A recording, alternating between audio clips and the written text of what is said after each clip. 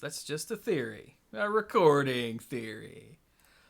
I stopped watching his videos because he sucks. What? I said, I see what you did there. Yeah. By the way, hey Bill, could you tilt your camera down slightly? I just realized your head is below the rest of us. It's because I'm trying to... Oh, now you're cut off the top of your head. Yeah, it's the slight delay. Oh, that should be all right. Yeah, there you go. Ah! Yay! For science and stuff. And stuff? And stuff. What about things? Debatable.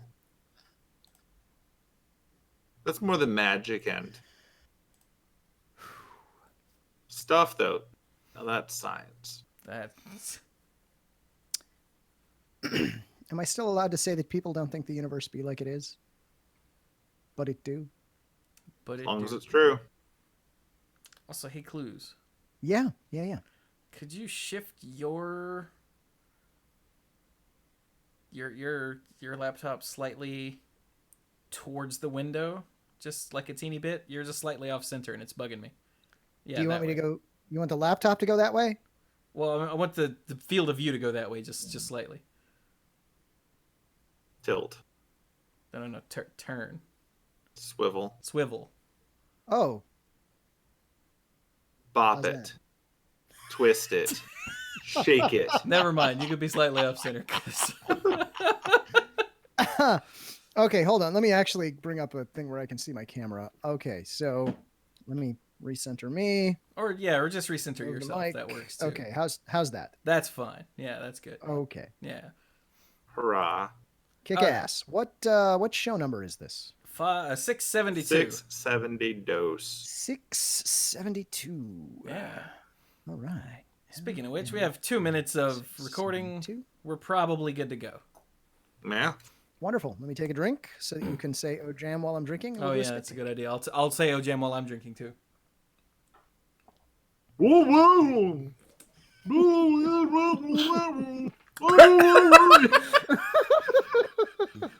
I hate you. I hate you so much. The best thing is hearing it in time to look at the screen feed on the delay. But I didn't die, which is good because now I can go murder Squee. I'll be back. He'll be back. Dun. Send Squee to Chewy's P.O. box. Ah! Okay, here we go. Exile does beat me. Don't you dare. What? All right, everybody calm down. Here we go. Ow, jam! Hello, everyone, and welcome to another fun-filled episode of Monday Night Magic here on twitch.tv/themanapool. I am Chewy, as it says below me. Over there, sure. You can't see where I'm pointing. Over there, as it says below him, is Squee. It's me. Then way over there, as it says below him, is Clues. Hey! Yeah, it says that down there. Now, if you're listening to the audio version of this, just trust us. We would never lie to you with pointing. No, I don't think I would. Okay. No, that's not how we do it. Maybe not with pointing. Think about that till later. But for now, we got a bunch of stuff. Yeah, we do. We weren't here last week. So I hope you're ready for us to talk a little bit about a lot of things, a bit about a few things, and roll our eyes at 9 tournaments. Is it 9, 7, 8, 9? Yeah, it's 9. That's a Brady bunch of tournaments, dude. Yeah, apologies if you're super interested in the tournament results. We're just going to run right through them later in the show, okay? Okay. Yeah. Okay. So, first... Hang on. Excuse me. I'm slightly darring. Hey, before we start the show, Chewy, could you review for us rule number 1? Rule 1, no dying. All right, carry on. Would you like me to continue? Yeah, please. Carry on, 2, not dying. Don't be a dick. Yep, there we go. Rule 3, there is no... Rule 3. Not in this context. Rule 4, please refer to rules 1 and 2. Now, let's get to it. I guess we'll start with today's news because this is the big thing. The very first Pioneer ban and restricted, no, there is no restricted ban list update happened.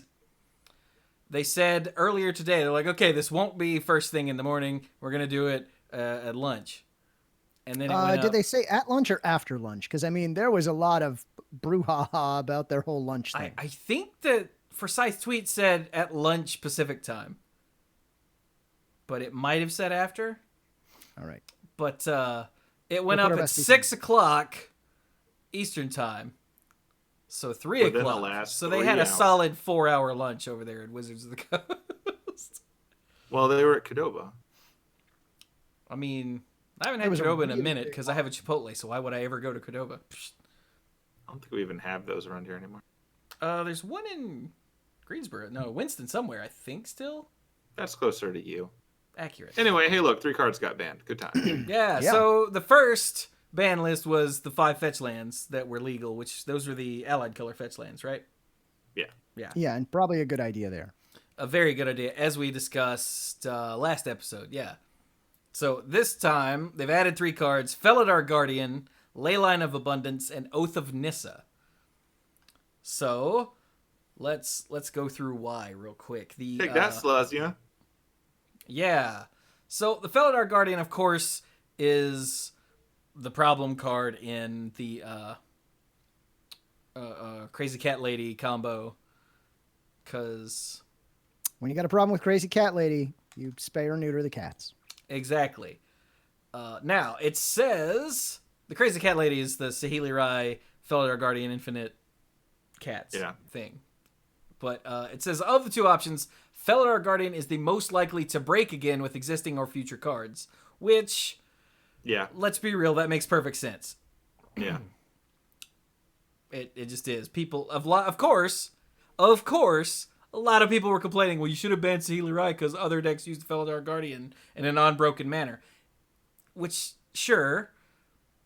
That's but not how banning works. You have to ban the one that is the problem. There are non-broken uses for bannable cards, but you can't make rules for how you use cards. So Yeah. here we are. Like, I mean, it's fair. The card does stuff that when you look at it, you're like, I've got 10 cool ideas, and 2 of them should be banned. So here we are. Yeah. All right, so Leyline of Abundance is the next one, which caught me by surprise. I did see people ruminating about this on Twitter yesterday and then today before this announcement. And I was like, I don't even remember what Leyline of Abundance does. And I looked it up and went, oh. Yeah. So this is the one. Of course, it's a Leyline. And when you tap a creature for mana, you get an extra green. And that's the important bit. Yeah. It also... You can pay 8 to put a +1/+1 counter on each creature you control, but that wasn't the problem. No. So it enables explosive ramp starts and provides 2 devotion for no mana because the mono green devotion deck was apparently the major problem. Yeah. Yeah. That's fair. So Leyline of Abundance gets you 2 devotion to green for free, which makes your Nykthos stupid. Super early in the game. Yeah. Kind of stupid, yeah. Yeah. So they don't want to ban Nykthos because they're hoping, as it says, in the long term, Nykthos can add diversity to the metagame as a part of fun and healthy devotion strategies. Yeah. So It's also just very iconic for the block that it came from and a lot of the design that goes around it. So I think until people bust it wide open, they want to let it play. yeah. So they're getting rid of the Leyline to stop the super explosive start, which, yeah, sure. Yeah, it's fair. And then finally, the third card, Oath of Nissa. Whew. So it's a I didn't card. expect that. It's a ponder that allows you to play all the planeswalkers you want and leaves a permanent on the battlefield for various things. As we saw when it was legal in Standard, there was a lot of Oath of Nissa going on back then. So, yeah. Because Ponder is banned in Modern. Right? That's right. And this is almost a ponder in green again that leaves a thing on the battlefield and helps your super friends, Legion of Doom, Yeah. whatever the hell. Yeah, I was gonna say it smooths out your planeswalker mana too, Yeah. which seems abusive. So these two cards, it says that the two decks that were head and shoulders above the field were 4-color copycat, so 4 colors, and the green devotion ramp. So this is taking the top 2 decks that were obviously a problem and knocking them out. Or knocking them down. It knocks out the crazy cat lady part, but I've seen people say they're working on like 4-color planeswalker decks, and the Oath of Nissa hurts. Well, yeah. So there you go. These all sound fine. So they're gonna make. It says they reiterated they're gonna make announcements every Monday. I don't think we've actually talked about this on this show because we didn't record last week. I think they talked about it last week, right? Yeah, well, yeah, because we didn't record last week. But Right. they said that they're going to do ban restricted, Pioneer ban restricted. There's no restriction. Pioneer ban list updates every Monday, whether there's a change or not, for a while until the format evens out. So that's why we're getting this today, and it's just Pioneer, and that's why. Yeah. So look forward to us talking about it for the foreseeable future on Mondays, and people asking WotC what they had for lunch for the foreseeable future on Mondays. Hopefully they won't make that mistake again of saying One thing it'll be at or after lunch. Yeah. One thing I find interesting about it is that they make the announcements on Mondays. The Magic Online effective date is Tuesday, and the tabletop effective date is Friday. Yeah. So keep that straight. Oh yeah, on Magic Online it goes into effect the next day, doesn't it? Yeah. Which is good because for the people testing for tournaments and whatnot, which we'll get to that in just a second, that's good. But for tabletop, Mm-hmm. Also, if you're one of those people who wants to get cards banned, the time-honored tradition of writing it on the inside of a pizza box may have just gotten more viable because they'll be discussing what to ban over pizza. You could write it on the inside of a burrito, but I don't know how effective that will be. Would not recommend.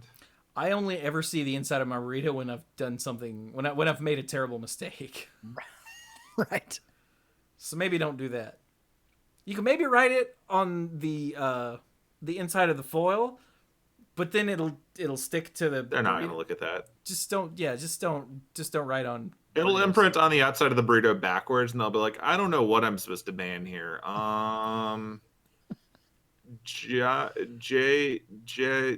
Jackal Pup. Jackalpup's gone. Anyway, so that's the first Pioneer ban list announcement. Next one will be next Monday. Now remember, like I said, they're going to make an announcement every Monday, whether there's a change or not. So the announcement could be everything is fine, nothing is ruined. Mm-hmm. So just bear that in mind. Yeah. Now, also last week, oh god, this is a large mess. Wizards of the Coast tweeted, okay, there won't be any BNR updates before the next date. So no more surprise off-season ban and restricted updates for exactly because all the stable formats. People are crying and crying about Oko destroying formats, which all of them, which I think that's a sign that there's a problem. But when they say this is the next date, that's what they mean. But they meant that for not Pioneer. Correct. And because people hate standards vocally hate standards so much right now, Star City Games saw an opportunity. Here's a quick little history on Star City Games and tournaments. Star City Games spent months buying up legacy staples from everywhere they could find them, and then they announced the Open Series, which were going to have lots of legacy tournaments. Because tournaments are a venue and a vehicle to sell cards. Yes. And so that's what Star City does. Okay? Yeah. Bear that in mind. It's very important to remember. They are technically not in the tournament business. They're in the card sales business. They're in the card sales business. So, Star City tweeted this on the 30th, which was what, Wednesday? Which was Wednesday. Due to the current state of MTG Standard and Magic Esports announcement that the BNR list won't be updated until after SCGCon, whoops, we are replacing the standard portion of the Star City Games Invitational, November 15th through the 17th, with the new Pioneer format. Yeah. Go buy those staples right now before they get banned. Yeah, now, mind you, this is only for the Invitational. So this isn't like a wide thing, but Sure. when people hate Standard, people aren't going to watch Standard coverage, which means people aren't going to be getting ideas in their head of cards to buy. But if you switch it to Pioneer, suddenly they do. The problem is, the Magic Esports announcement was about the normal BNR cycle. It had nothing to do with Pioneer. So Star City jumped the gun and said, all right, we can capitalize, we'll change this to Pioneer, it'll be awesome. And then Wizards announced, we're still going to make BNR updates, we're going to do them on Mondays. Yeah. And people lost their minds. Now, this is what gets me. This is why I spend so much time throwing off on Magic players, because I hate you. Not all of you, just most of you. Because this... It's a general you, not a specific you. A general you. This gives players 15 days. 14 days. Because this was on the 30th. This gives people 14 days to test for this tournament. The ban restricted update was the 4th. 5 days later. And that was bad because now there's not enough time to test? But nobody threw off on Star City for swapping at the last minute to a brand new format that literally no one has tested for. Here's a hint. This is invitational, meaning you qualified playing something else. You probably are a little more comfortable with than this. But nobody that I saw gave Star City crap for this small testing window at all. Yeah. But when Wizards said, we're still going to be doing the Pioneer bannings, we're going to do them on Mondays, people dove at them saying, no, you should wait till after the Invitational. And I was like, what's 4 days? Everything. And it's 4 because days is people- the difference between a Tuesday banning and a Friday banning. Accurate. It's because people just want to hate Wizards, but they want to... I can't say that on the show, but they want to just bow down and praise Star City Games for everything they do, and I don't understand, because Star City is not doing this for your benefit. Star City's doing this to sell cards. Wizards is doing these bans for your benefit so that the format doesn't suck. I think there's a subtle difference between people not hating Star City and people loving Star City. You're implying that people love Star City, and I don't think that's the case. That could be that I'm going too far in that direction. Star City Games is getting praised for a behavior that, had WotC done it, would not have been received the same way. Yeah, if Star City said, if Wizards said, okay, the format for this tournament coming up, that you can't go play unless you're already invited, 2 weeks out is going to be changed, people would lose their minds. But Star City did it, and everyone went, yay! And I'm like, do you people not hear yourselves? Well, they did change it to a format that people wanted to play.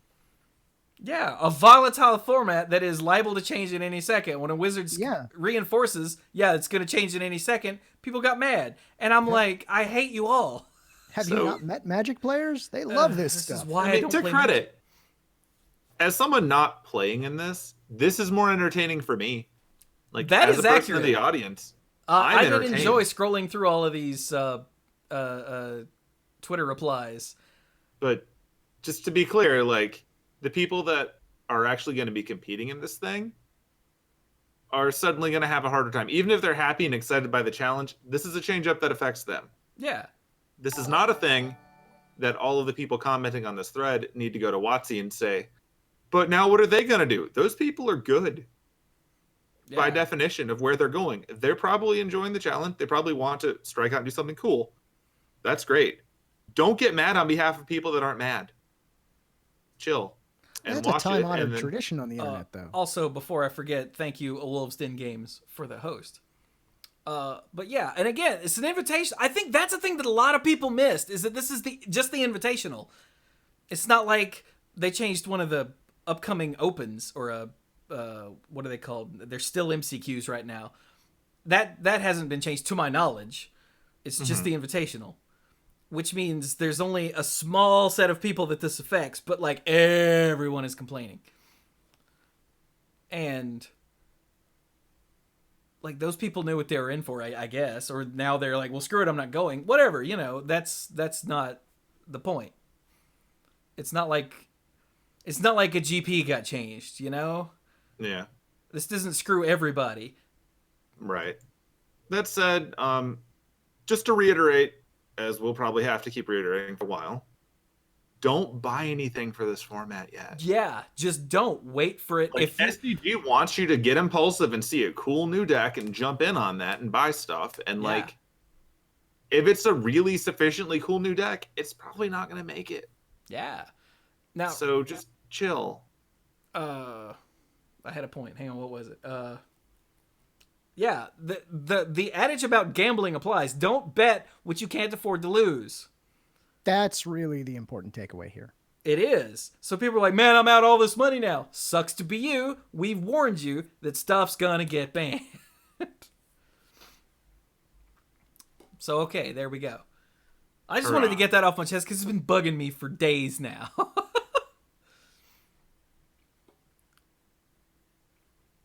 But anyway, all right, let's go. We're not invited. Oh. Good, because then I'd have to get a Pioneer deck. So let's shift gears to something a little more entertaining, shall we? At least theoretically entertaining. So apparently, there are big changes, big things coming for Commander in 2020. According to this article, entitled, Big Things Are Coming for Commander in 2020. Yeah, but what does it mean? So, right now, for Commander, we get one group of decks a year, right? Yeah. Right. Usually 4 or 5 decks that come out, and that's what you get for Commander for that year. Yeah, here in recent years, it's just been 4. For the last, 3 or 4 years, I think. And apparently that's not quite enough. It's not quite enough for Wizards. So they've realized they could make more money if they make more products for Commander players. So, okay, let's see here. So for Commander 2020 edition, they're going to align the Commander decks with Ikoria, Lair of Behemoths, which is a set that comes out next year. In April. In April, yeah. So they're going to release these 5 Commander precons with 71 brand new cards. Are going to release with Ikoria on April 24th. And you can even try them at the Ikoria pre-release the weekend before that. Which is crazy. So all the new cards in the set are from the world of Ikoria. So this is... Now, mind you, we don't know much about Ikoria yet, because this is what, 2 sets in the future? One set in the future, because we're going to go back to Elspeth, and then Ikoria will be a set after that. Which is 2. Yeah.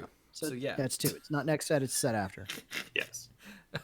Okay, so yeah, it's Theros Beyond Death, and then Ikoria, Lair of Behemoths. So that's a thing. 71 new cards in 5 decks. And, okay, let's see here. These 71 new cards are new cards that are Commander cards. They're not going to be in the draft boosters. They're probably going to be in the collector boosters, but it doesn't say that. But since that's where the Brawl deck cards go, I'm going to guess the Commander deck cards will go there too. I'm guessing. That's actually just speculation at this point. But since it's coming out with Ikoria, I'm fairly certain that's right. Yeah. Okay. So these are going to replace the Planeswalker decks for Ikoria. as far as in the pie chart of products and subproducts. They just scratched out Planeswalker decks and wrote in Ikoria Commander. Okay? Okay. Hi. What? It's Wait, Japanese, but they're not part of Ikoria with the card like the cards in the Brawl decks. Are they not? Does it say that here and I've missed it? Yeah, I don't think these cards are just commander specific that are going to be in there. They're not actually in the set. Right? I don't know. No, I'm pretty sure they're not in the set. Okay. Like I could have sworn it said that right there in the article. Let me go see if I can find it again. I thought that's what they told us. 71 new cards are not found in draft boosters. Yeah, they're not found in draft boosters. But that doesn't mean that there aren't going to be cards from that set in this. We don't know. Well, that I recall. It says there are a handful of cards from the Ikoria set in these decks in the reprint slots. Then yeah.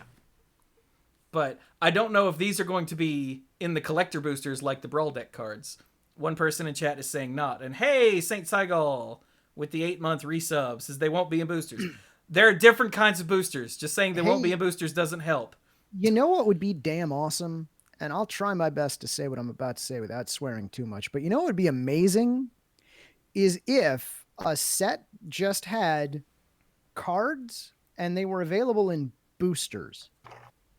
And if there was a product that was released that had those cards are also in the same boosters. Wouldn't it be great if it were simple? You remember when things were simple? Do you remember that? Do you remember when there weren't cards that had a set symbol that you couldn't find in a booster pack? Do you remember when the cards that were in a set that's in standard all only came in the booster packs? Remember all of that? That was great because it was simple and you actually understood if I find a card with this symbol on it, it's totally legal in standard and I know where to find it. I find it in those boosters right there. I didn't need to consult a chart about what different kinds of boosters there were. Should we tell them that the symbols are different? You can go right ahead. That's fine. I just want a world where it was simple. It was easy before. You could explain it. You didn't need charts. Now we need charts. It's madness. It's insane. It's too hard to explain to a new player. If a new player comes up to me right now and says, hey, Clues, you play Magic. What's in standard? Where can I find those cards? I go, I have no idea. You should go play another game. Okay, so now that Clues has gotten that off of his chest. Anyway, so chat and I are still unclear here. People keep quoting this. 71 new cards are not found in draft boosters. These are not cards from the rest of the Ikoria set, which doesn't tell us anything, as I already said. Because that's how the Brawl decks, etc. work. Because they're not in draft boosters. They're not from the rest of the set, but they're in the collector boosters. So we'll get more information on that in the future. Read one paragraph above that.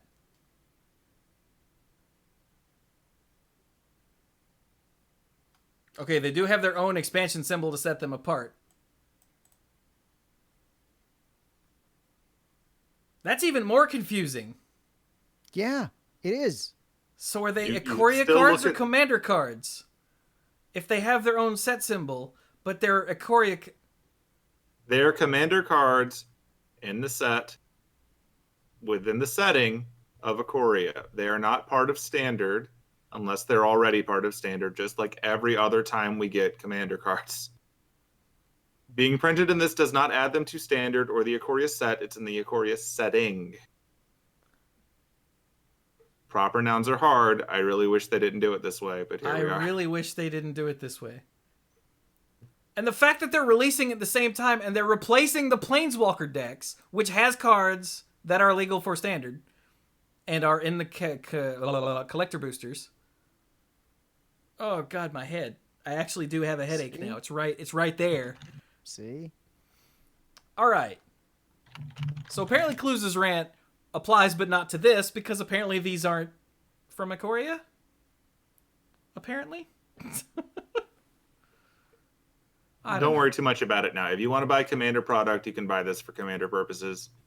If you want to buy Standard product from Ikoria, pay attention when we go into that in like 4 months. Yeah. So, moving on, now we've got the Zendikar Rising commander decks. Because remember, Zendikar Rising is the set after Ikoria, right? It goes Theros, Ikoria, Zendikar Rising. I think that's right. Yeah, I'm pretty sure that's right. So now it says with Zendikar Rising, they're introducing a new kind of commander deck. They're launching 2 decks with Zendikar Rising. They're meant to be awesome on-ramps to Commander with a few new cards, 3 per deck, and the rest reprints, full of things you want to kickstart your Commander experience. Oh, okay. So this is like Planeswalker decks for Commander. Yeah, it's your starter pack. It's a way to get reprints out there for in people's hands for Commander, which is a problem with Commander, because a lot of people have like a box full of fully built Commander decks, which means they need a box full of these, staples or cards that go in lots of decks and soul rings and crap. So this is cool. And it looks like the Planeswalker decks are just getting pushed back to the core set only after this. It says Planeswalker decks they're still doing them for core set 2021. Yeah, so... Which, that does make sense, yeah. So we'll have Ikoria, then we'll have Core Set 2021, then we'll have Zendikar. Oh, it's core set 20... Yeah. It's in the middle, because it's the summer. Oh, because we just had Eldraine. Right. Right. Got it. Okay. So anyway, and then there's another thing. The Commander Collection, green. And that is apparently coming later this year. Sorry, later next year. Mm-hmm. And it's only in WPN stores, so you won't find this at Walmart or Target or any of those other places. There are 8 reprint cards in a box themed to a color. Wait, 8 reprint cards. So this is going to be like a Commander signature spellbook sort of thing? This is from like 2 weeks ago, so pardon me. It's all falling out of my brain as more things pop up. All new art on the cards. So yeah, that sounds right. Yeah. So we're getting Yisan the Wanderer Bard, and then this card, which is a Kamigawa creature, but it's not from the Kamigawa set apparently. Or it's not originally from Kamigawa, so it's a reprint, but yeah. Yeah.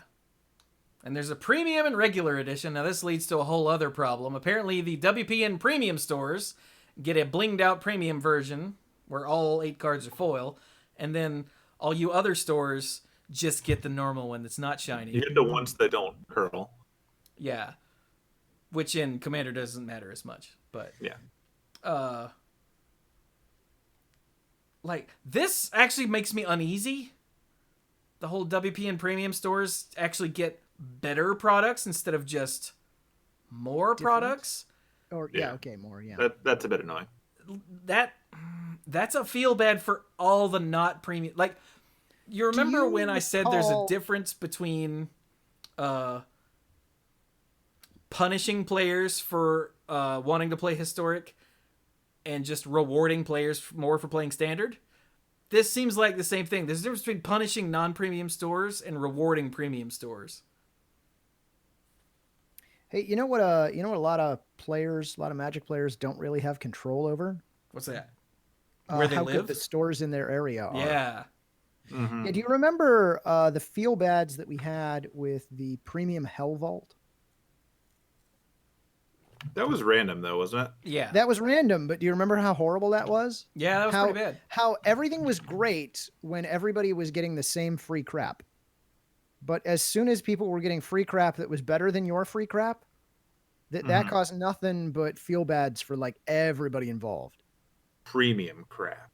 Well, this is doing that, but now it's not a roll of the dice. It's how good the people who run your local store are, or how good the local Magic scene is. Something that you probably don't have any direct control over. Yeah. Because statistically speaking, you probably can't move just based on how good your local game store is. Yeah. So Because don't get this me is wrong, I have a game store that I absolutely adore, but I can't live near it because that's not where my job is. yeah. And like around here, we've got 4, I think, game stores. All okay, 2 of which I haven't been in yet because they're relatively new. But like all, as far as I'm aware, all of them are at least passable. 5, no, because there's that one I hate that people still love, but I hate it for not store reasons. I hate it for the way they do things. So that means the chances of having one that's premium around here is sort of not gonna happen, right? Because there are too many in too small an area, which is a weird embarrassment of riches going on here. But there are too many There are stores. a lot of criteria that can conflict with the ability to support a premium store and whatnot. There's just a lot to it, and these are a lot of factors that are outside of the control of the players, and a lot of times outside of the control of the stores. Yeah, and I'm just afraid that that's going to lead to something Chat said. Just wait. Soon premium stores will be getting unique promos and others won't, so that the rich get richer type scenario. And I hope they don't do that, but I really wouldn't put it past them. It doesn't feel good. It really doesn't. So, But okay. Moving on. There's another thing, because no, we're not done yet. Now there's Commander Legends. This is going to be a set, a full Magic set. Yeah. For Commander players. It's draft meets Commander, they say. And it has over 70 brand new legends for you to build decks with. And it's got 20 card packs with a foil and 2 legendaries in every single pack. And yeah, it says they can be from anywhere in space and time in the multiverse and are legal in eternal formats like Legacy, Vintage, and Commander. So it's sort of like it's Commander Masters, essentially. Let's be real. Commander Horizon. And yeah, we've got this sweet. That's got to be Baron Singir art. I think he actually said that in the video. I didn't watch the video, but as I understand it, like halfway through, Gavin just broke and just had to say his name. He's sort of got legs. He's got indication of legs. And not sure of Baron Singer then. This is oh crap. Who is this? What's her name? My brain keeps saying Jessica, but that's not it. Jessica. There we go. Right? That's totally Jessica, right? That sounds like Jessica. I'm pretty sure it is. But yeah, so that's yet another Commander thing next year. And then of course, Commander Legends is going to have 2 Commander decks to go with it. With 3 new cards not found in the draft boosters. And they're just going to vomit Commander stuff at us constantly until Commander players finally shut the hell up, which won't happen. So, they don't do that. That's not a state they have. Or until they realize that they aren't making quite as much money off of this as they want. But I don't see that happening because Commander players buy this stuff. So,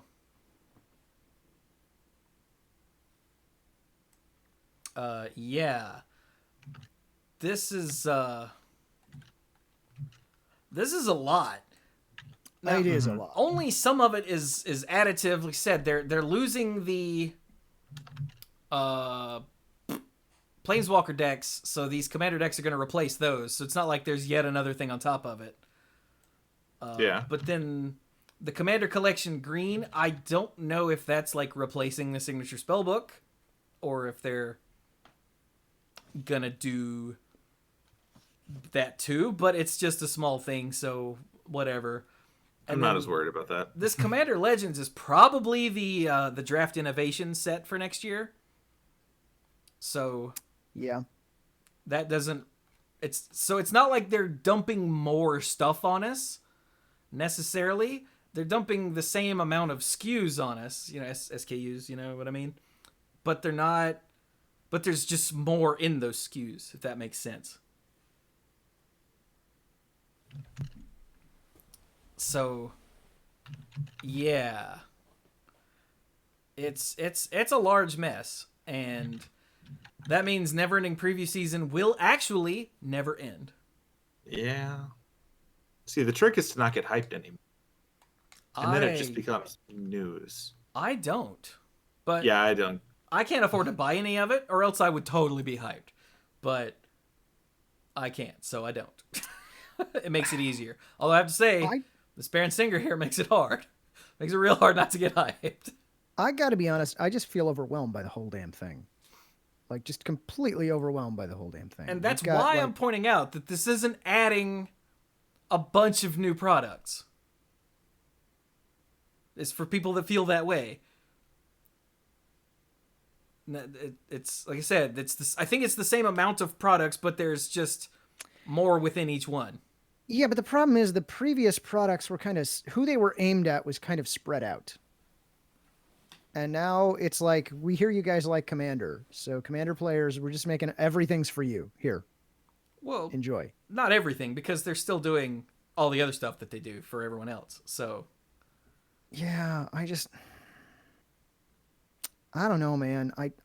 None of this, all of this sounds good, but you're also looking at a year of product at one time. You are. This is true. This is a full year, yeah. It just feels a little bit like somebody went, hey, I hear people like candy. What if we just fed them candy all the time? Nothing but candy. I mean, if those people and on the surface that sounds candy, that's yeah. Yeah, on the surface that sounds like, oh, that'd be great. That's like heaven. But no, you're gonna die. Yeah, but like if a store sells candy and they find out that people like chocolate and then they sell more chocolate. Yeah. Because that's really what's happening here. It's like we keep making a bunch of other, side products and whatnot, but really this is the one you keep going back to. They're just focusing a little more on that now, and that's fine. I mean, they've been designing things in real sets, like real core and expansion sets, with Commander in mind for like 8 or 9 years now, since they started calling it Commander, and even before that. Sometimes that has backfired on them, right? Yeah, so now they're moving into other stuff.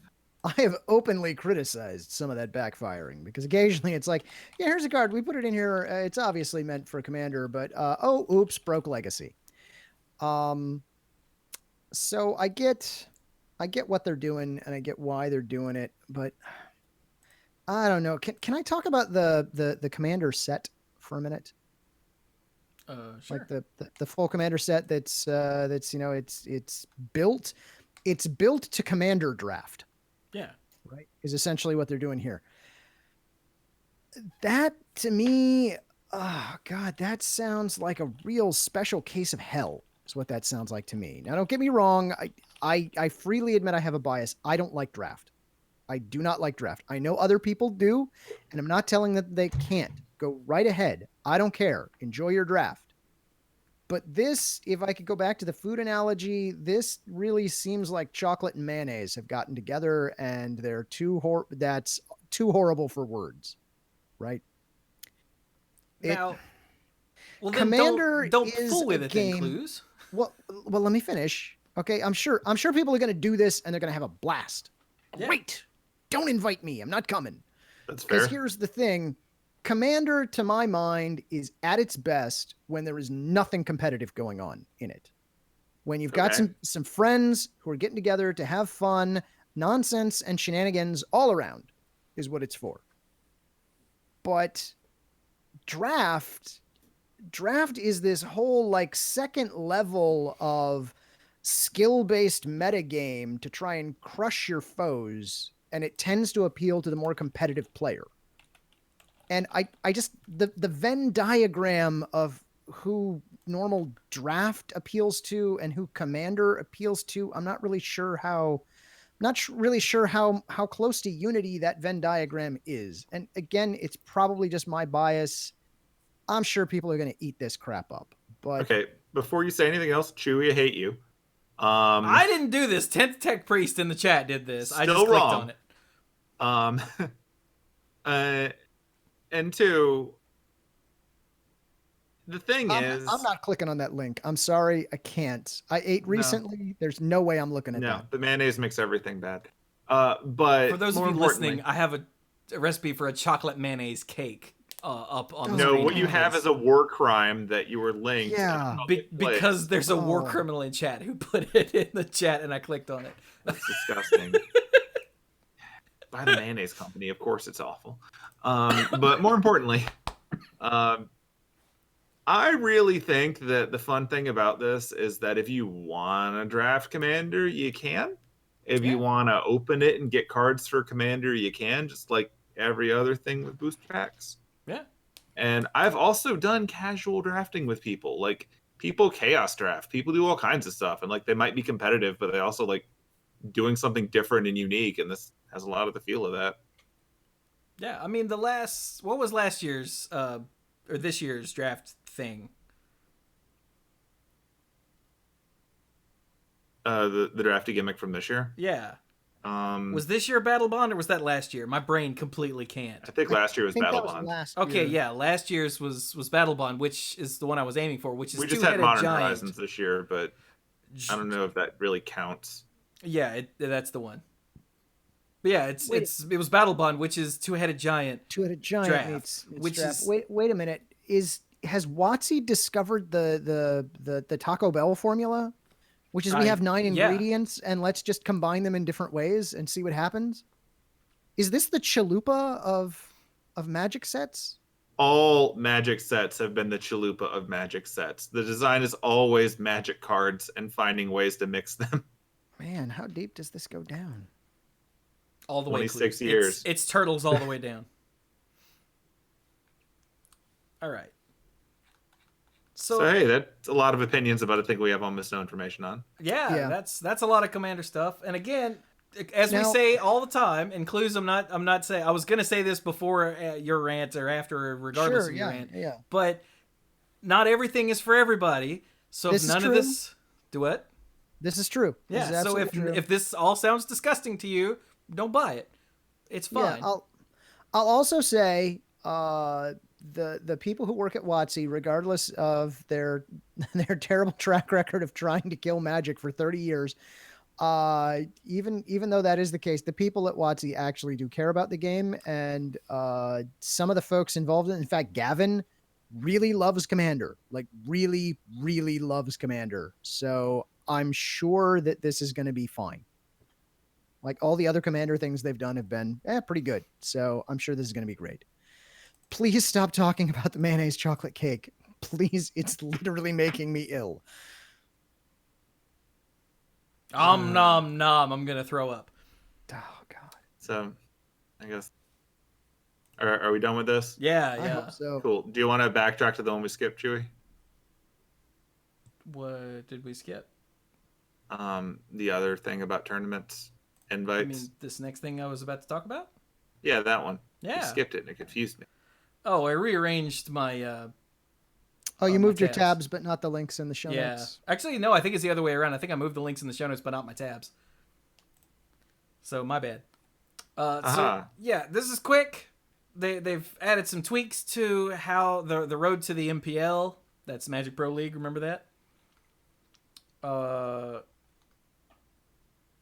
So now the Magic World Champion will get an invite if they're not already qualified.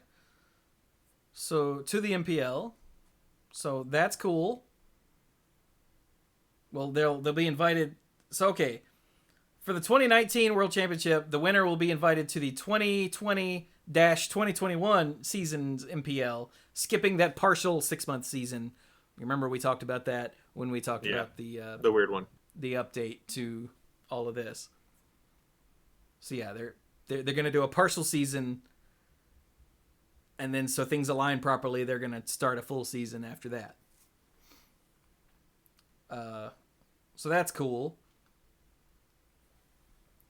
They're also, let's see here. There's some discussion about, I skipped over this part completely, handling bugs and crashes at arena events. Because there were some issues. I know David Williams in particular got boned by a crash for a game he was about to win, and his opponent's system crashed, so they had to start over and play again, and then he lost. Yeah. So that was some a problem. Interesting stuff here with that, like the process that they're going into about when players bring up issues. I'm curious to hear more about that, but I'll read it quickly. When a player brings up an issue on site, we will first verify the issue is real and not caused by environmental factors or player error. Next, we check to see if the bug had a significant impact on the outcome of the game. If it did, we rectify it to get back to a state of competitive integrity that can include awarding a game win, offering a rematch, or letting the game continue. Now, that's an interesting choice to have to make and evaluate. Because I promise you, when you get some Magic players together, if there's a game error or something and it has to be fixed, they'll never agree on whether or not it was important. I don't think it's up to the players. No, it's not. But my point is that depending on where you're sitting, it can look very different either way. Oh, yeah, and if that's you're true. the person who's walking up to it, you've got to now make that evaluation for both of them. And that could suck. I mean, that's basically the same as what judges do, except with this, it's stuff outside of player control entirely. Yeah, but if I recall correctly, judges can't just give you a game win because they think something would have led to you winning and then can't. That is a good point. Like, that's not a thing that has been put on humans before, to my knowledge. Like, I don't know how you can extrapolate would have won unless it's directly, and then I had Alpha Strike and they were tapped out and had no blockers, and then the game turned into a pineapple. Well, okay, maybe that, but once you get cut away from 100%, you enter the realm of guess it's a rematch or guess we keep going, and that's probably going to leave some angry moments too. So let's just sit back and enjoy what Twitter is going to be like while this gets sorted out, or hope that there are never glitches. Let's hope. Yeah. All right, and then finally, they're adding a system for fractional invites to the Players Tour. Because before, you had to, like, spike a tournament and then spike another tournament or something to get to the Players. I don't remember how it works now because it's been, like, a month. Yeah. You have to achieve the achievements. Yeah, but if someone who gets close several times and doesn't win, not getting to get on the Players Tour just feels bad. Yeah. So that means that they're now this is a first iteration, but for this next qualifying round, they're working on at a Grand Prix. If you top 8, you get 50% of an invite. And if you get 39 match points or more, you get 50% of an invite. If you get 36 match points or more, you get 40% of an invite, and so on and so forth, down to 30 plus match points, which gets you 10% of an invite. And on the Players Tour, you get another bunch of fractions. And at the end of, let's see, where is it? Blah, blah, blah, blah, blah. Where is it? And fractional invites aren't spent when a player attends a Players Tour. So if a player earns 100% or more in a single qualifying round, that means they're qualified for both the upcoming Players Tour and the following one. So, hang on. Oh, here it is.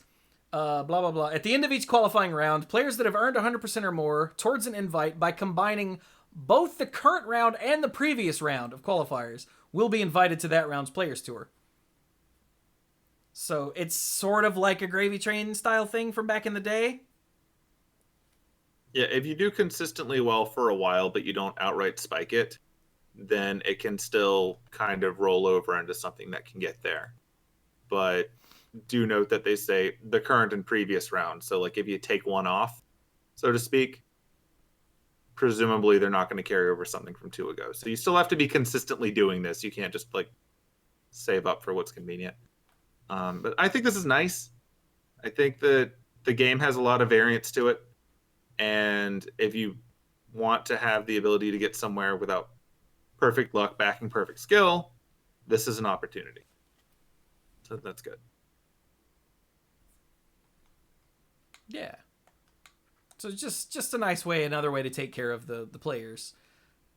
Someone who, gets, let's say, 9th place like 8 times in a row isn't, pulling their hair out. Yeah. So, all right. That's cool. So that's it for serious things. Now we've got the silly thing, right? I think so, yeah. Okay.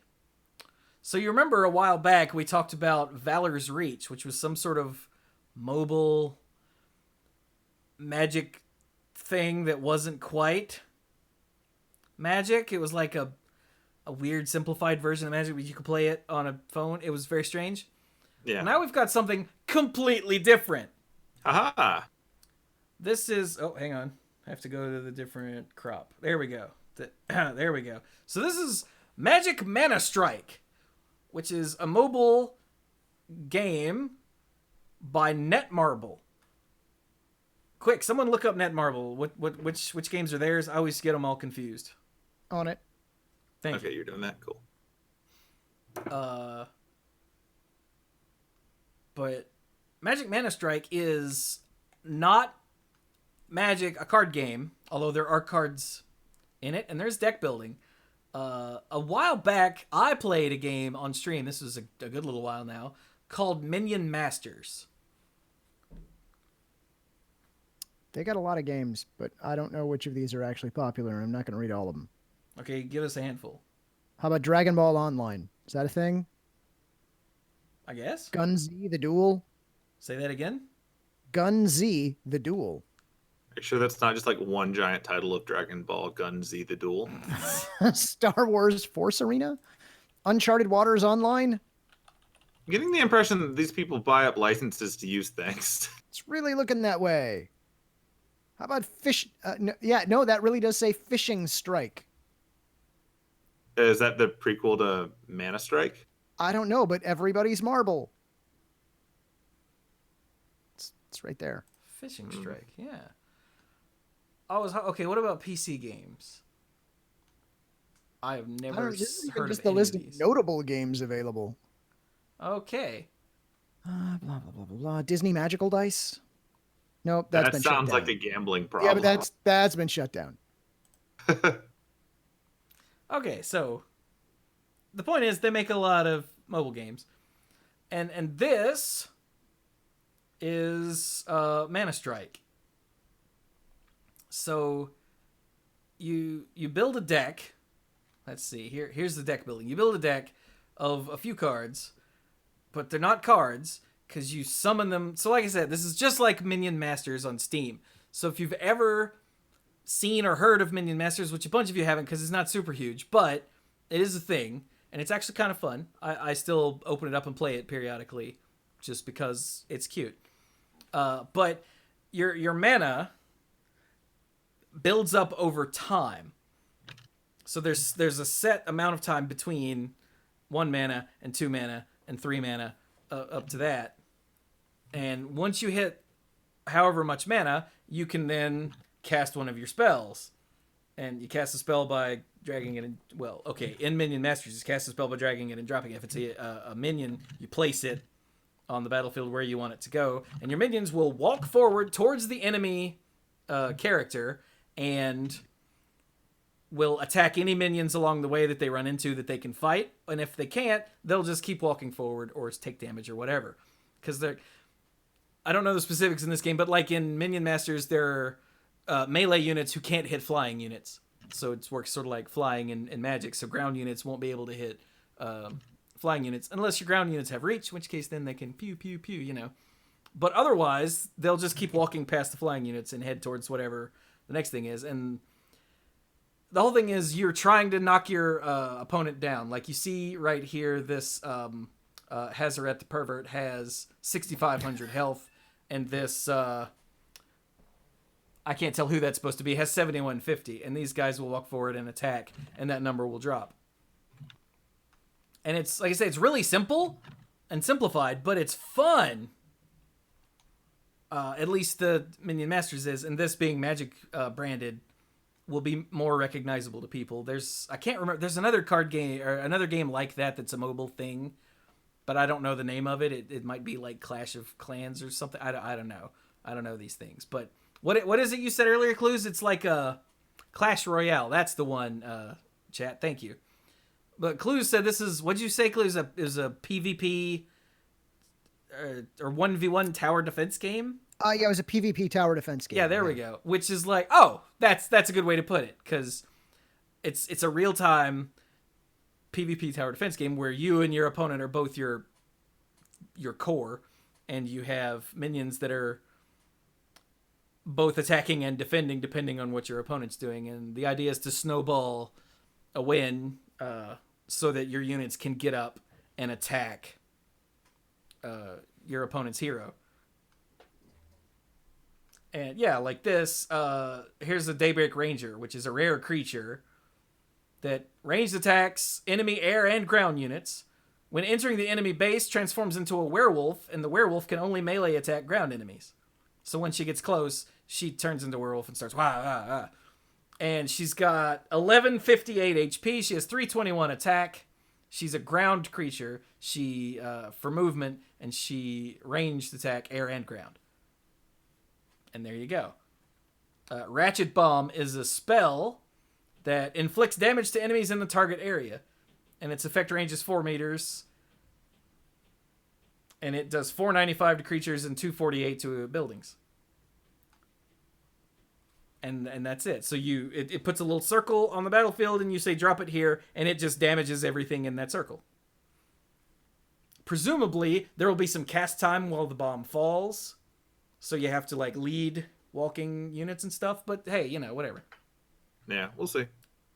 And it's like I said, if this is like Minion Masters, it's gonna be fun if it's done properly. Like I say, you generate mana every 5 to 10 seconds and use those resources to play your spells. And it's not turn based; it's real time. Everything's constantly running, and it should be neat if it doesn't suck. It's free to play, but it has a battle pass, and so does Minion Masters. A bunch of games like this do. And yeah. Huh. If anyone out there has access to a VPN and you have BlueStacks on your computer, you can apparently play it now. Yeah, it's available. Apparently, it's available in Canada right this second. Yeah, weird. I don't know. I don't know when this actually releases or anything, and honestly, I don't care. We'll hear more about it later, I'm sure. Unless it goes the Valor's Reach way, and we hear about it once, and then it evaporates. Oh, Canada and Australia are the ones that the site said. Okay. Gotcha. Well, yeah, like also if you're in those regions, you can just play it, I guess. But oh, it's up here at the top, yeah. So it's currently available in certain parts of the world on the Android Play Store. Oh, is this going to be Android only? I don't actually know. Probably for at least a while. So, yeah. But it says games are quick. After 3 minutes, the game goes into a sudden death mode. So, I imagine they want to keep the games quick since the way that they make their money is cooldowns. So, I don't think that's how this one's going to work. This isn't that kind of mobile game.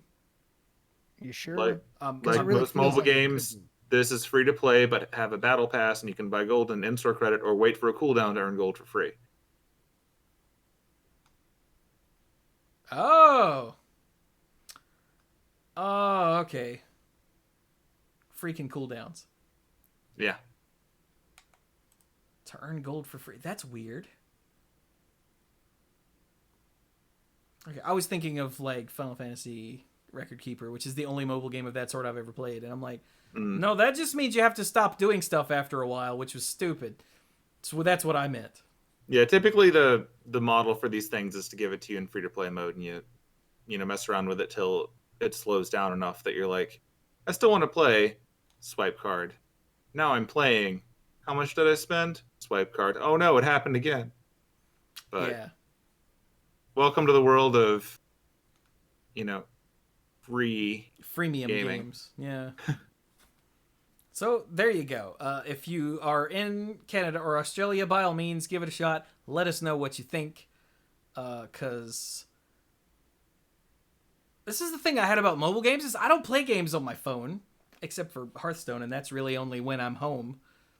Yeah, the only games I play on my phone are games that care where I'm at, like Pokemon Go, because it would be really inconvenient to lug around a desktop or laptop. And like gacha games, because I'm a fool who doesn't deserve money. Accurate. So there you go. But like, I would love to play this, but one, at the moment I don't have an Android device and have no plans on it, and two, I don't want to play it on my phone ever. Like, I want to stream this, which I know there are ways to do it, but I don't have those ways and I don't care that much. Ouch. So yeah, there you go. This looks neat. Hopefully this actually doesn't evaporate like the other one did. What's it called? I said it like 3 times. Valor's Reach, yeah. Which, hey, if anyone knows what the hell happened to Valor's Reach, let us know, because I don't know. So yeah. That's cool. It's called Magic Mana Strike. Yeah. So are we done with that? We have to dive into tournaments now? Probably. Yeah, I think so. All right. So we have fully 9 tournaments to talk about, which means we are running through these because you know what? It's Oko. Just all of it. It's just all Oko. Oops, all elks. I was going to say, oops, all elks. Thank you. Yeah. All right. So last week, Star City was in Atlanta.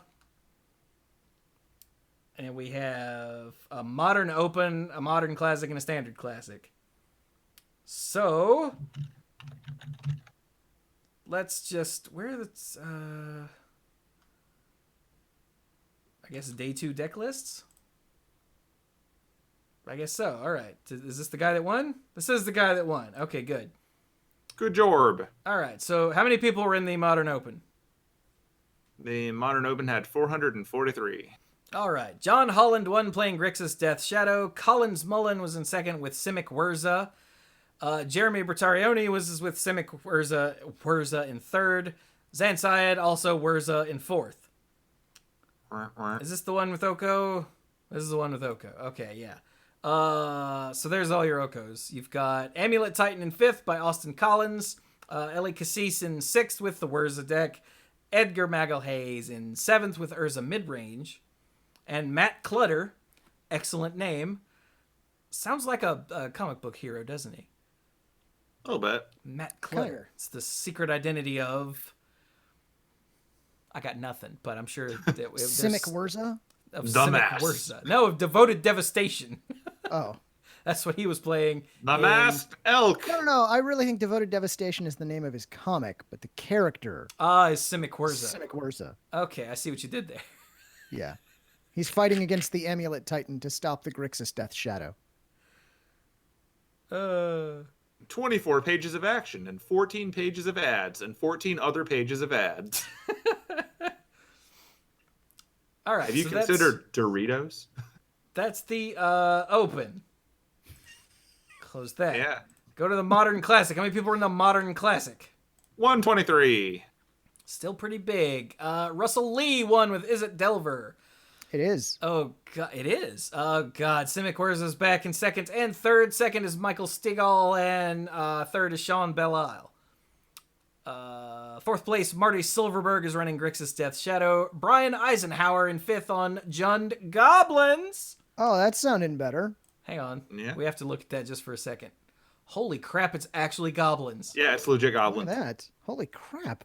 Crater Maker, Matron, Ringleader, War Chief, Mog War Marshal, Munitions Expert, Red Cap, Putrid Goblins, Prospector, Sling Gang Lieutenant, Grumgully, of course, Krenko, and Pashalik Mons. Wow. Tarfire. And the one Tarfire, because damn it, Tarfire. Also, That's 4 right. copies Take of that, Once Upon a Tarmogoyf. Time, and 4 Ether Vial. I respect that. Yeah, yeah. Thrashmaster. You'll also notice no Okos in the board. Okay, that's See, cool. this is the deck that opted to not start out as Elks. Then Because if you Elk a Goblin, it's just hitting you harder now. I was going to say, Eh. see all these goblins? Make them elk. It's fine. All right, moving on. 6th place, Jonathan Hung was playing Mono Green Tron. And 7th, Devin Boyd on Amulet Titan. And Lee McLeod in 8th said, but what about Simic Wurza? What indeed, that's what he was playing in 8th. Yep. 10th place burn. 10th place, Burn. There's also a deck in 13th called Crabvine. It's called Crabvine. I have to freaking look at Adhesion Crab and Vengevine. See, that's Yes, what it happens is. when you Okay. scroll. Good. All right, so that's that. Standard Classic. How many? You're going to like this. 59. Oh, God. 59. Hey, sometimes people want to play in a format that only goes for 6 rounds. That's true. Yeah. All right. So let's run through it quickly. Dominic Harvey won first place, Sultai Food. Vincent Lansford, second place, Sultai Food. Allison Warfield. Is that Allie Warfield? I suppose so. Nice. Running Sultai Food in third. Just Got Fires in fourth by Jonathan Goanos. Goanos. That's a good name. Not a superhero name, though. Sorry.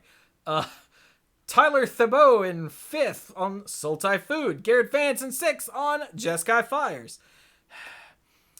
Matt Lettieri in seventh playing Something Different. Rakdos Aggro. And finally, Kalen Steffens in eighth running 4-Color Wolves. What?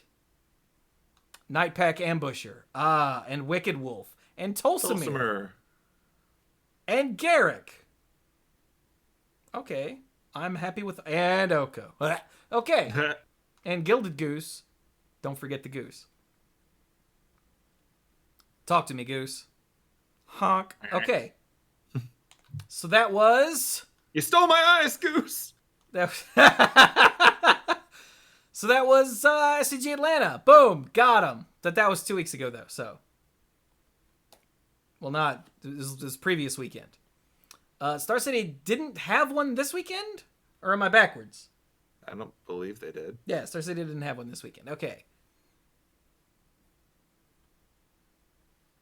Canceled due to Star City watching BlizzCon coverage. I'm sorry, I just saw Stark's joke in the chat. Hey guys, I have a funny joke. Elk! Please laugh. That has been Twitter for the last week. It's true. The laughs have been turned into elk. It is now referred to as the elk track. Oh god. Okay, moving on. Not this one. There we go. All right, now we've got Magic Fest Phoenix. How many people were in Phoenix? 556. Playing limited! Playing limited. Which is weird. They're playing limited. And there were only that few people there. Look, when you're playing limited, there are vastly less Oko on the field. Yeah, right? And if you've got a few of them, it's questionable. Ow. So Max Mick won the whole thing. Second place was, Zayed Zabib? Zayed Zabib. I'm just going to mispronounce it in every way and hope that at some point I get one of them right. You will not. Zayed Zabib. There, that's got to be wrong. Okay. That person got second, though. I apologize for butchering your name. I am awful. I butcher everyone's name, though, so don't feel bad. Welcome to company. Third place looks like Paul Rietzel. He's a nice guy. 4th place, Eric Suzak. And then 5th through 8th, in no particular order, Mark Jacobson, Kai Ruin, Benjamin Whites, and Mitchell Tamblin. Boom. Congrats to all of those people playing 40-card decks. Holy I hear crap. that's the meta. Max Mick went 9-0 at 3 different sealed GPs this year. Wow. That's pretty impressive. Seattle, Vegas, and Phoenix. At the last one, he made a second limited top 8 of the year and finally secured a victory, which would be this one, Phoenix. Nice. That's crazy. That's pretty awesome. Clearly, Max Mick is good at limited. Hurrah. Take All right, that. next up. People who think it's entirely what you open. All right. We go to Lyon. How many people were in Lyon? 944.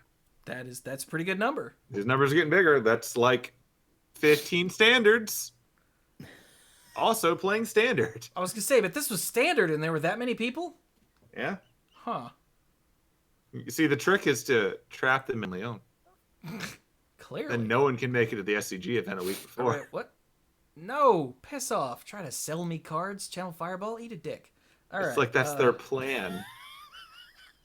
Okay, so these were in order. Good. But it pops up again. No? Okay. All right, so Antoine Lagarde won. Playing Bant Food. Bant Food. Nom, nom. Francisco Jose Gonzalez Hidalgo came in second with Salty Food. Different flavors. That's where you throw out the white and add in the black? You salt it. Ah. No, you pepper it. No matter what's going on in this room, there's salt. Okay, that's accurate. Yeah. Yeah, that is accurate. 3rd place, we have Thierry Ramboa playing Bant Food. Andreas Gons in 4th was on Rakdos Sacrifice. Oh, Stark's right. You pepper it. Because you suck at cooking. I love that show. Rakdos Sacrifice. Yes. 5th place, the Sultai Food piloted by Hans Mauch? Mauch? That's what I say when I slam my elbow over here. Is Mauch! Yeah, sorry for screwing up your name, but that's what I do.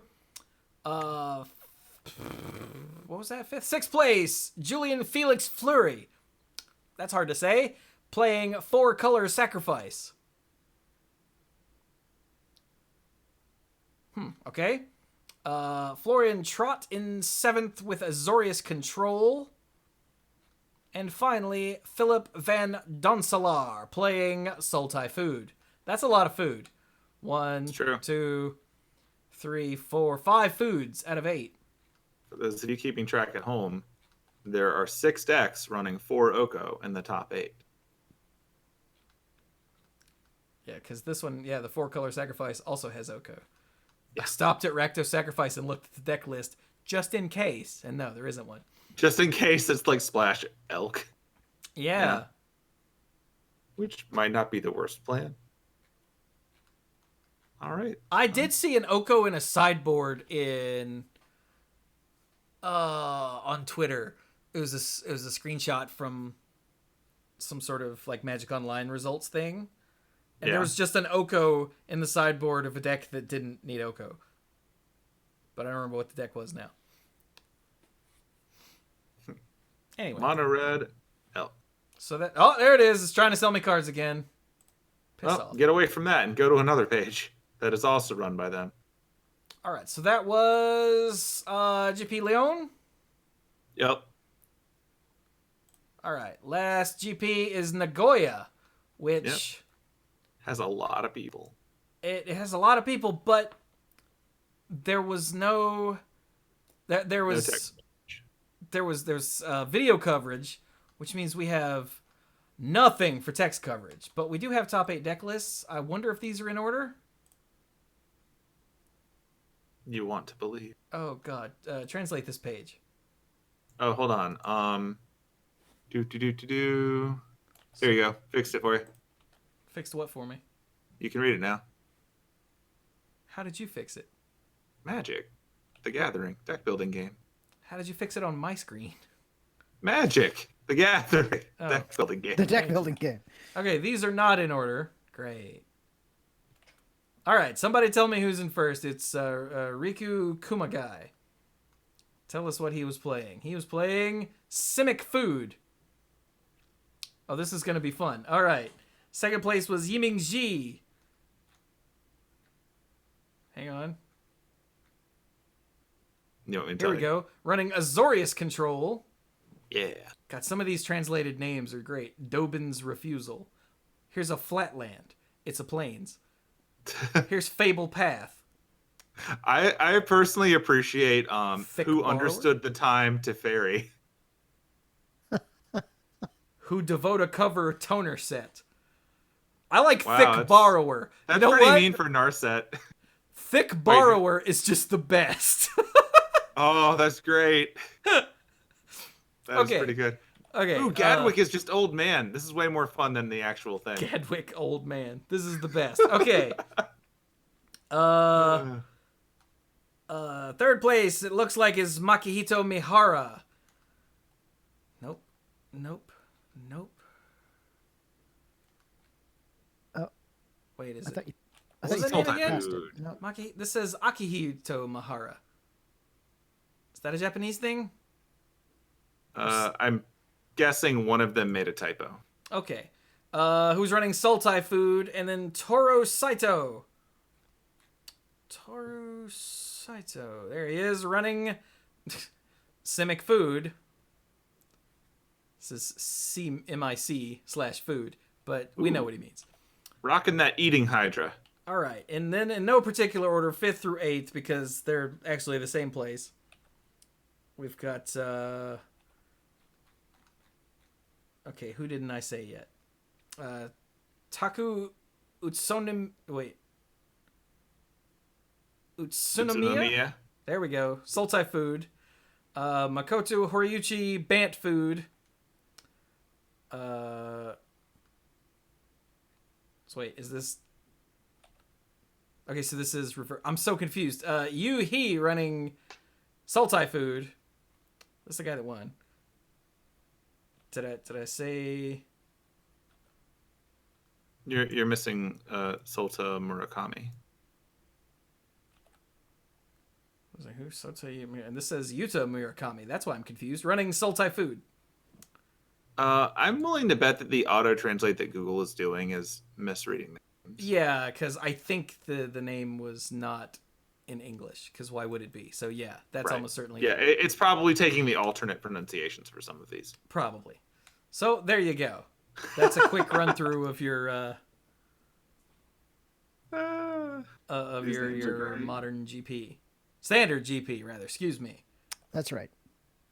Where again we had no text coverage whatsoever, because if there's video coverage, surely no one would ever. Well, I guess there is a Japanese text coverage, so I guess we can't give them too much crap. Because it's in Nagoya.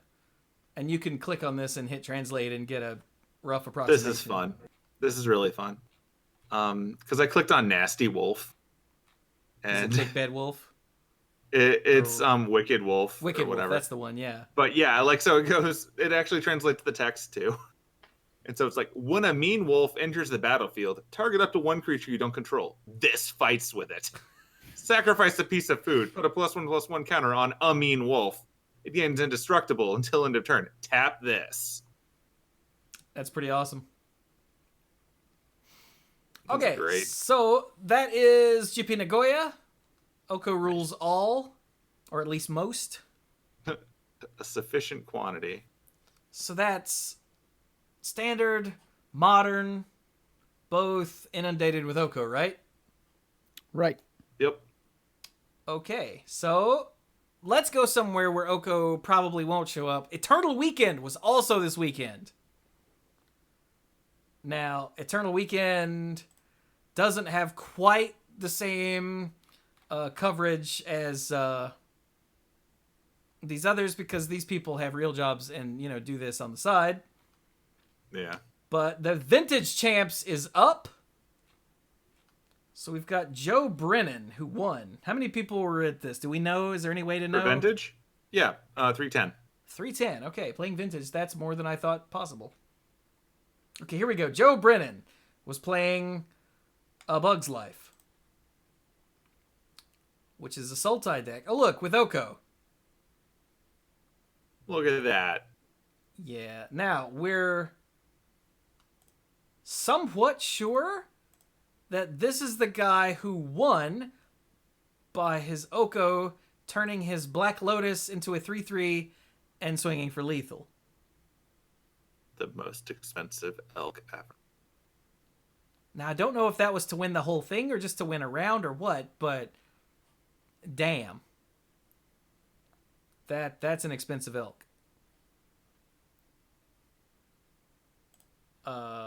So tell me, damn it. All right, I'm going to give you guys a name. Scroll down and tell me what they're playing, would you?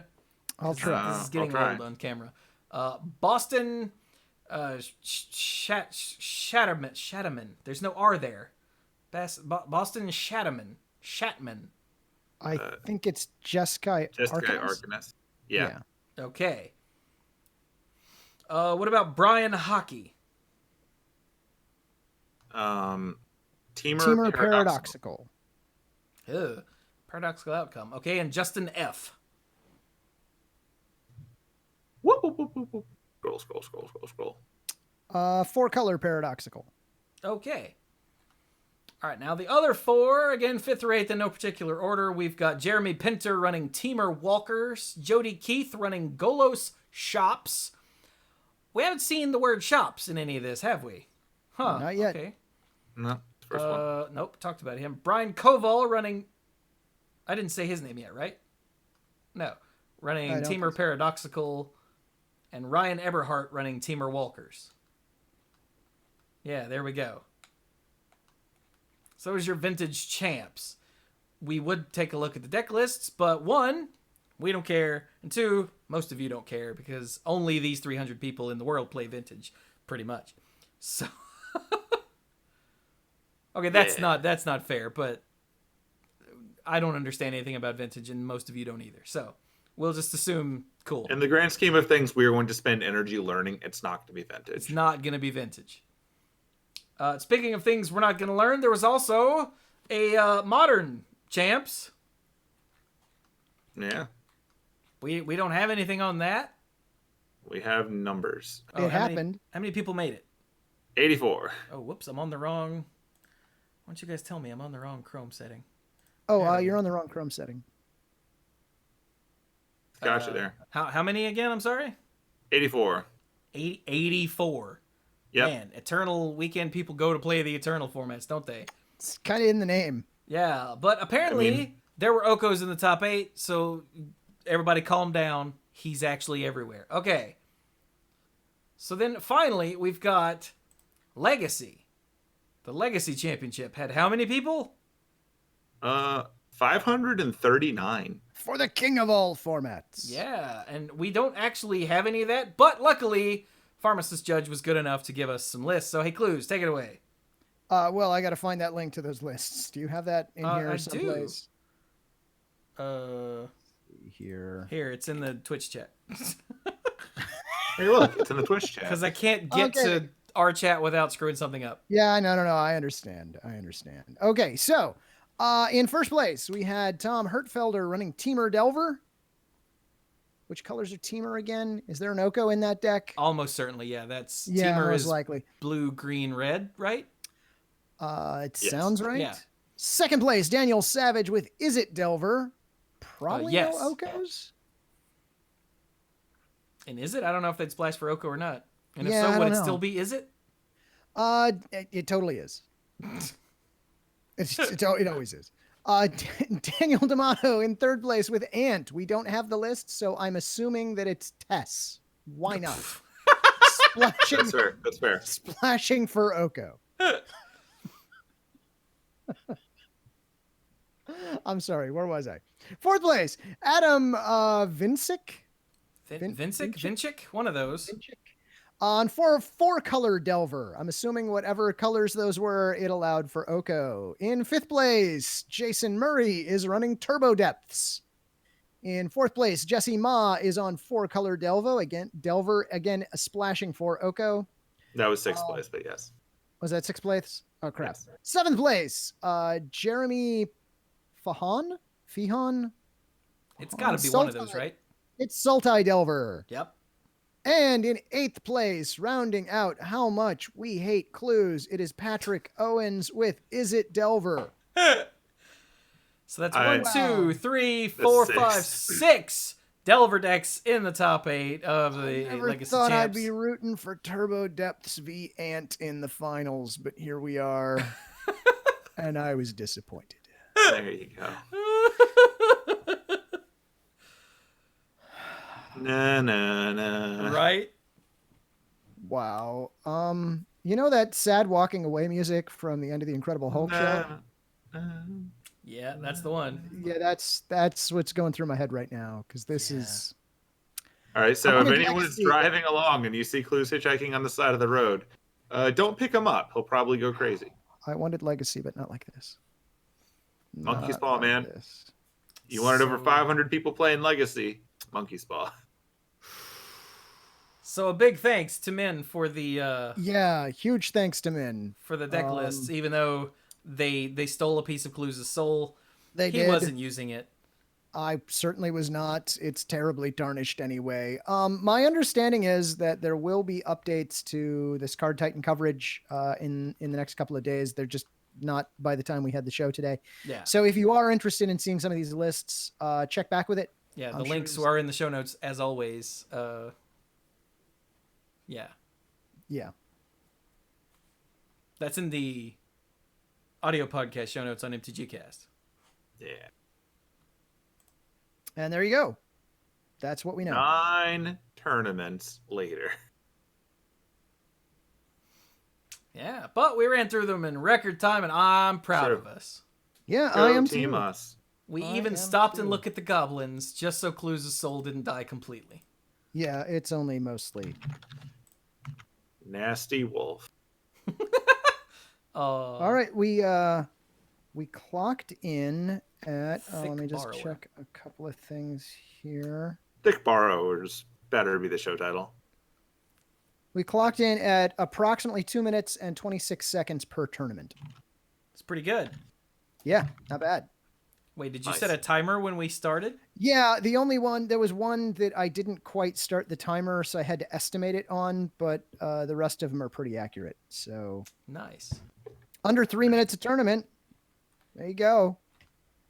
Bam. Sorry, I'm looking at the screenshots from Mana Strike again. It's so cute. Anyway. I think we're done. I think we're done. So let's wrap it. Oh, look at that. He's got them in the... Yeah, I was calculating. They're in the Monday Night Magic show notes here. Here, wait. Let me... This is what Clues has done here. Is this number of seconds? Is that what this is? It's number of seconds. The first one, I just added up the 3, and then I just divided by the 9 tournaments. I took the that's sum, awesome. divided by the 9 tournaments. So there you go. I didn't have time to hard code converting it back into minutes and seconds. So I just did that on a calculator real quick. So. All right. So, gentlemen, how about some wrapping it up here?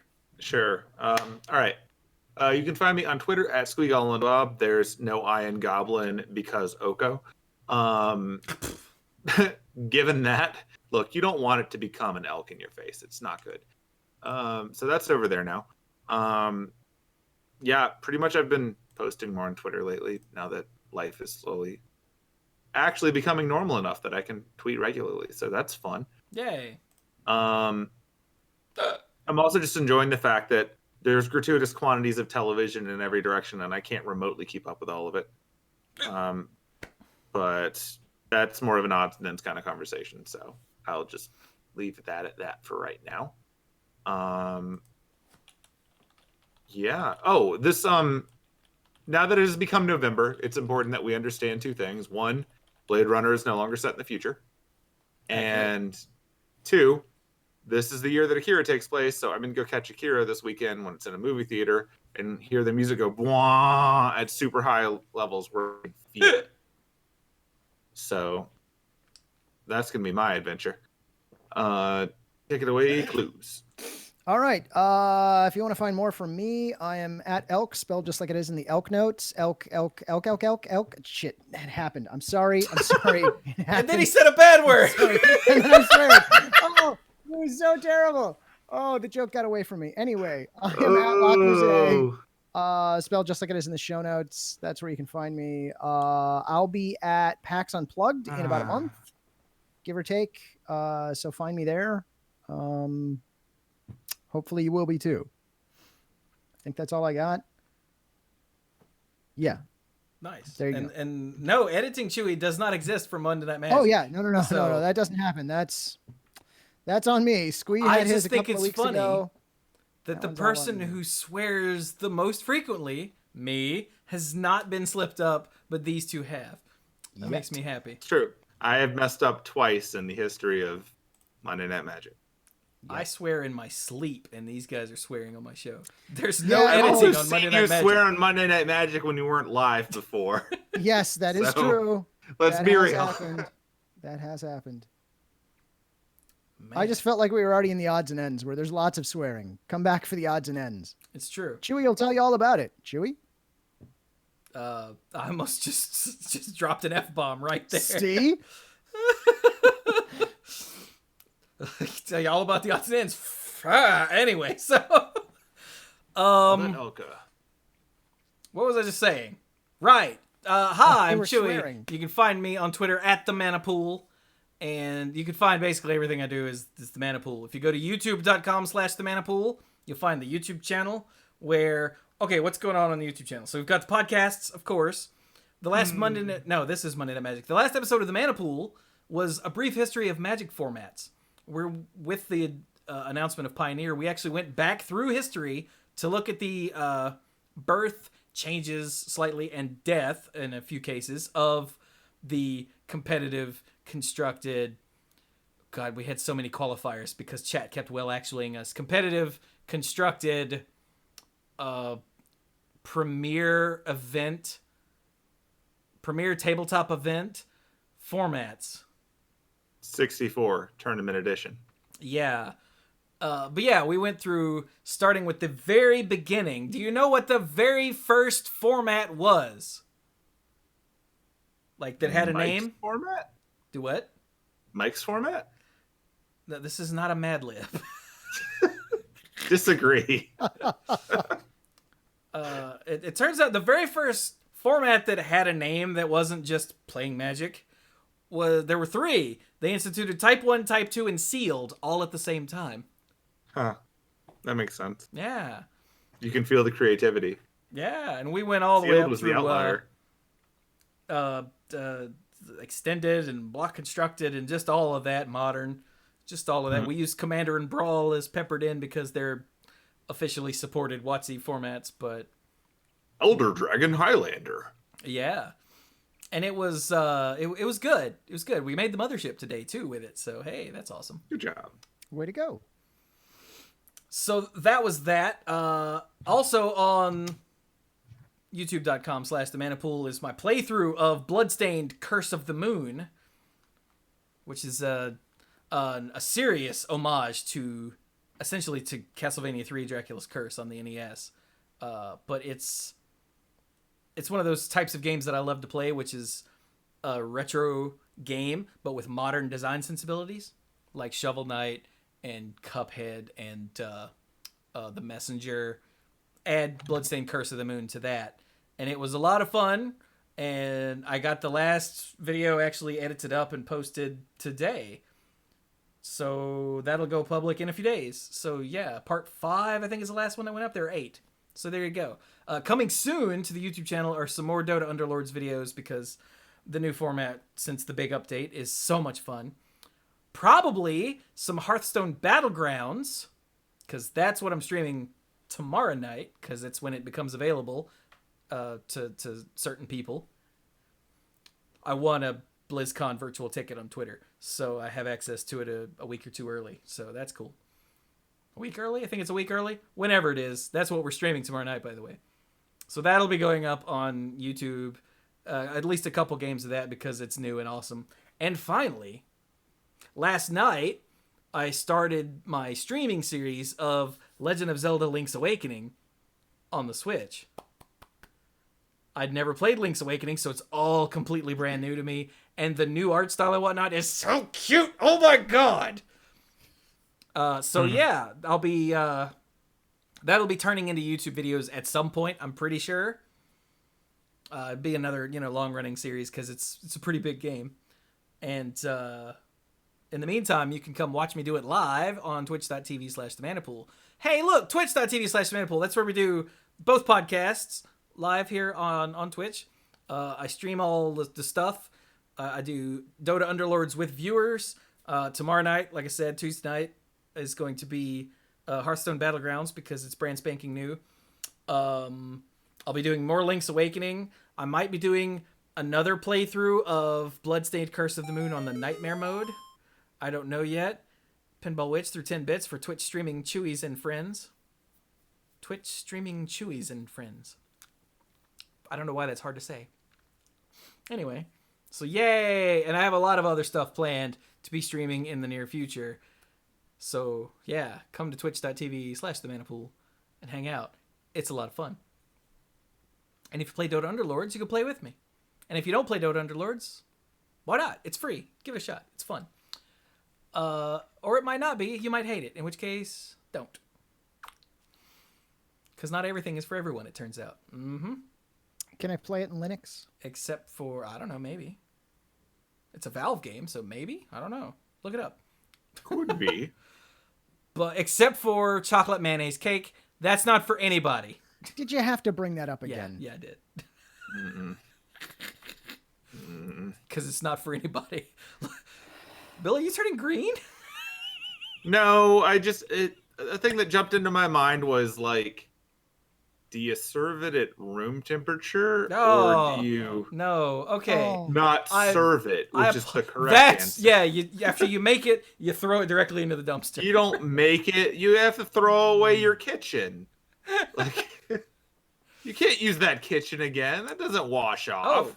Take off, nuke it from orbit. It's the only way to be sure. Chat says that Underlords is in fact on Linux. Oh.